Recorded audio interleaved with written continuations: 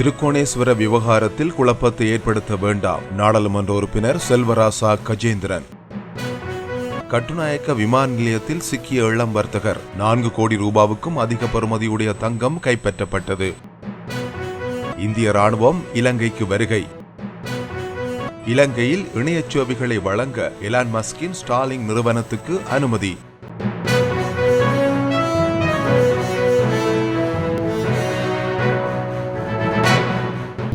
திருகோணமலையில் திருக்கோணேஸ்வர ஆலய விவகாரத்தில் அப்பட்டமான பொய்யான விடயங்களை கூறி நிர்வாகத்தை கலைத்து இடைக்கால நிர்வாகம் ஊடாக தாங்களும் இணைந்து செயல்படுவதற்கு கிழக்கு ஆளுநர் முயற்சிப்பதை உடன் நிறுத்த வேண்டும் என தமிழ் தேசிய மக்கள் முன்னணியின் நாடாளுமன்ற உறுப்பினர் செல்வராசா கஜேந்திரன் தெரிவித்துள்ளார். வவுனியாவில் இன்று இடம்பெற்ற ஊடக சந்திப்பின் போதே அவர் இதனை குறிப்பிட்டார். தொடர்ந்தும் அங்கு கருத்து வெளியிட்ட அவர் அப்பட்டமான பொய்யான விடயங்களை கூறி பேரினவாத சக்திகளுக்கு இடமளித்து திருகோணமலை திருக்கோணேஸ்வர ஆலய விவகாரத்தில் தலையிட வேண்டும். தமிழ் மக்களின் இருப்பை பாதுகாருங்கள். மக்கள் காணிக்குள் சட்டவிரோதமாக பௌத்த விகாரைகளை அமைக்கின்றனர். இதனை தடுத்து நிறுத்த முடியாமல் இருக்கும் கிழக்கு ஆளுநர் இந்த விவகாரத்தில் தலையிட தேவையில்லை. நிர்வாக சபை அதற்குத்தான் உள்ளதென்றும் தெரிவித்தார்.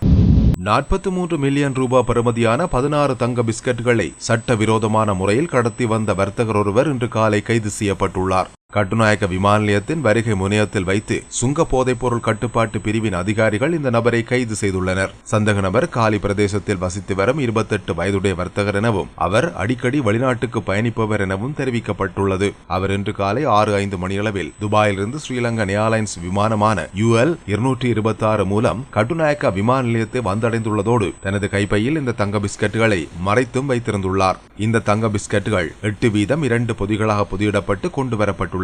இந்த தங்க கடத்தல் தொடர்பான மேலதிக விசாரணைகளை கட்டுநாயக்க விமான நிலைய சுங்க அதிகாரிகள் மேற்கொண்டு வருகின்றனர். அம்பாறை மாவட்டம் பெரிய நீலாவணை போலீஸ் பிரிவுக்குட்பட்ட பாண்டிருப்பு மகா வித்தியாலயத்துக்கு முன்பாக மீனேற்றிச் சென்ற சிறிய ரக லொரியோடு இலங்கை போக்குவரத்து சபைக்கு சொந்தமான பேருந்து மோதி விபத்து ஏற்பட்டுள்ளது. இந்த விபத்தானது இன்று காலை இடம்பெற்றுள்ளது. கல்முனை மட்டக்களப்பு பிரதான வீதி வழியே அக்கரைப்பற்று பகுதியிலிருந்து மட்டக்களப்பு நோக்கி பயணித்துக் கொண்டிருந்த இலங்கை போக்குவரத்து சபைக்கு சொந்தமான பேருந்தோடு மட்டக்களப்பு கல்முனை வீதி வழியாக வந்த சிறிய ரக மீனேற்றிச் சென்ற லொரி மோதி விபத்து ஏற்பட்டுள்ளதோடு பேருந்து பகுதியளவிலும் சேதமடைந்துள்ளது. இதன்போது வாகன சாரதிகள் காயமடைந்த நிலையில் அருகிலுள்ள வைத்தியசாலைக்கு சிகிச்சைக்காக அனுமதிக்கப்பட்டுள்ளனர். இந்தியா இலங்கை கூட்டு ராணுவ பயிற்சியான மித்ரா சக்தி இலங்கையின் மாதுரோயாவில் உள்ள ராணுவ பயிற்சியகத்தில் ஆரம்பமாகியுள்ளது. இந்த பயிற்சி இம்மாதம் 26ஆம் திகதி வரை நடைபெறவுள்ளது. 106 வீரர்களை கொண்ட இந்திய குழுவினர் இலங்கை ராணுவத்துடனான கூட்டு பயிற்சியில் பங்கேற்றுள்ளனர். மித்ரா சக்தி என்பது இந்தியாவிலும் இலங்கையிலும் மாறி மாறி ஆண்டுதோறும் நடத்தப்படும் பயிற்சி நிகழ்வாகும். இதற்கு முன்னரான பயிற்சி கடந்த நவம்பரில் புனேயில் நடத்தப்பட்டது. ஐக்கிய நாடுகள் சபை கட்டளையின் 7வது அத்தியாயத்தின் கீழ் துணை மரபுசார் சூழ்நிலையில் கிளர்ச்சி எதிர்ப்பு நடவடிக்கைகளை மேற்கொள்ளும் வகையில் இரு தரப்பினரதும் கூட்டு ராணுவ திறனை மேம்படுத்துவதே இந்த கூட்டு பயிற்சியின் நோக்கமாகும் என்று அறிவிக்கப்பட்டுள்ளது. இலங்கையில் செயற்கைக்கோள் தொழில்நுட்பத்தை பயன்படுத்தி இணைய சேவைகளை வழங்குவதற்காக ஸ்டார்லிங்க் தனியார் நிறுவனத்துக்கு தொலைத்தொடர்பு சேவை வழங்குனர் அனுமதி பத்திரத்தை வழங்க தொலைத்தொடர்பு ஒழுங்குபடுத்தல் ஆணைக்குழு நடவடிக்கை எடுத்துள்ளது.